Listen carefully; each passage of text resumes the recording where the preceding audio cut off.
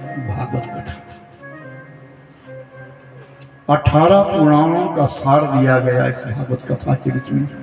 24 अवतारों का संक्षिप्त वर्णन किया गया इस भागवत कथा के बीच में। इस भागवत कथा का दूसरा नाम है कल्पतरु। इसके नीचे बैठ करके जो मनोकामना की जाती है उसको पूर्ण करते हैं। इसका नाम भागवत कल्पतरु है। तभी तो मैं कहता हूं कि मैं आपसे कहा कि अपने मोबाइल बंद कर दीजिए, सब शांति से सुने। 3 घंटे का समय नहीं, अपने 3 जन्म मानो।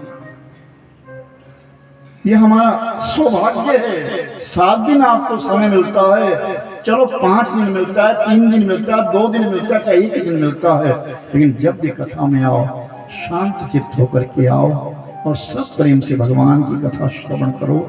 ये ऋषि मुनियों के श्रवण करने की कथा थी। इस कथा का नाम है पुराण संहिता। भागवत श्रवण करने के लिए पहले ज्ञानवान होना अनिवार्य है।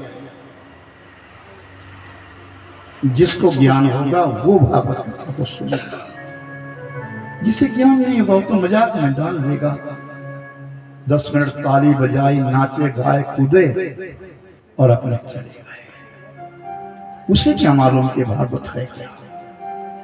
ये पुराण संहिता ऋषि मुनियों ने निष्कर्ष निकाला इसका। साधारण नहीं है भागवत कथा, कोई साधारण चीज नहीं है। 12 वर्ष अध्ययन करने के पश्चात इस ग्रंथ को उठाया जाता है, इस ग्रंथ को देखा जाता है। गुरु शरण में रह करके, गुरु महाराज की शरणागति में बैठ करके भागवत कथा को पढ़ा जाता है, तब जाके लोगों के बीच में प्रचार किया जाता है। ये ब्रह्मवाणी है, साधारण वाणी नहीं है, ब्रह्मवाणी है। सनकादि ऋषियों के लिए एक ऊंचा मंच लगा दिया गया। आनंद वन के बीच में गंगा मैया के किनारे भागवत कथा प्रारंभ होने चली गई। नारद जी सबसे आगे बैठ गए, संकल्प करके बैठ गए और कथा सुनने के लिए बैठ गए। मैं कथा श्रवण करूंगा। ऋषि मुनि आए, सब नारद जी के पीछे सब पंक्ति लगा करके बैठ गए और सनकादि ऋषियों को मंच लगा दिया गया। सनकादि ऋषि भागवत कथा करने के लिए प्रेरित हुए। जब बैठे तो सबसे पहले उन्होंने मंत्र जाप किया। मैं मंत्र जाप करे, श्री कृष्ण गोविंद हरे मुरारे हे नाथ नारायण वासुदेव।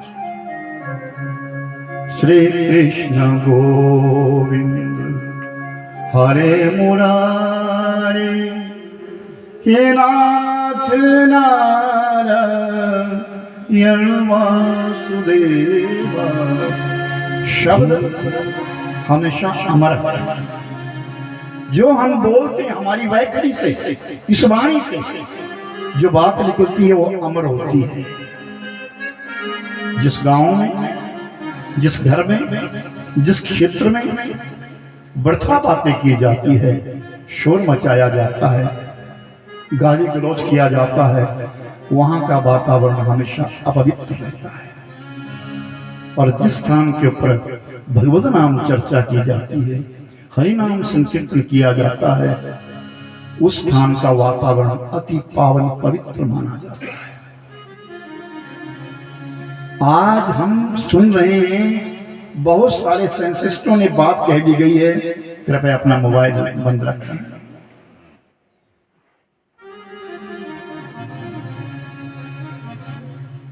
कि जो हरियाणा क्षेत्र कुरुक्षेत्र के बीच में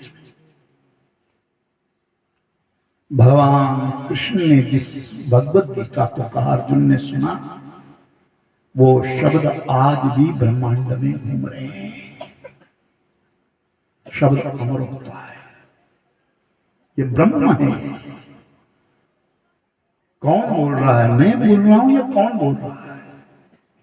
मैं कौन? मैं है कौन? बड़ा विचारणीय विषय है मेरे भाई बहन। हम है कौन? ये दौलत, ये महल, ये माड़ियां, दुकान, ये गाड़ियां, ये शान और शौकत कब है? अगर बोलना बंद कर दिया तो तू है कौन? तेरा अस्तित्व है क्या? तू कौन है? भागवत हमको सिखाएगा हम कौन है, हम क्यों आए हैं इस संसार में, क्या करना है। मृत्यु केवल और केवल भागवत सिखाता है हमें मरना कैसे। और मानस रामायण हमारे को जीना सिखाती है। हमको जीना कैसे? खाली कमाना और कमाना ये जिंदगी नहीं है। जब हम पैदा हुए तो हमारे पास सांस थी, नाम नहीं था। जब हमने जाना है तो हमारे पास सांस नहीं होगी, नाम होगा।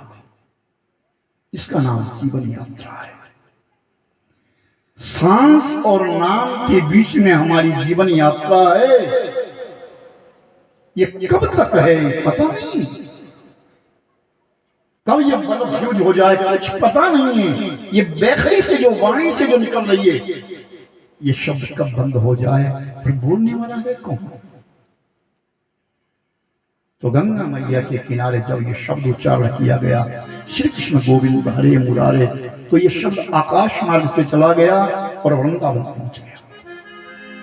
गंगा मैया के किनारे उच्चारण किया गया शब्द जमुना मैया के किनारे चला गया, और जमुना के घाट के ऊपर ज्ञान वैराग्य के कानों में जब ये शब्द आया, सचेत हो गए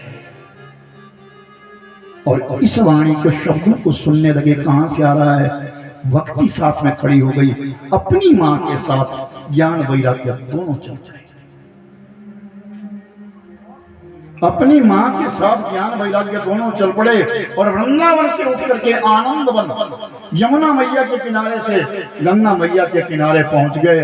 और जब देखा पंडाल में ऋषि मुनि बैठे हैं, तो ज्ञान वैराग्य आए और चरणों में सबने प्रणाम किया, आसन दिया और कथा सुनने के लिए बैठ गए। लेकिन भक्ति नहीं बैठी। भक्ति सीधी चली आई और सनकादि ऋषियों के पास पहुंची, ग्रंथ को प्रणाम किया, फिर कहा महाराज मैं कहां बैठूं, मैं कहां बैठूं, मेरे को स्थान कौन सा, मैं कहां बैठूं? तो नारद जी ने मुड़ करके देखा,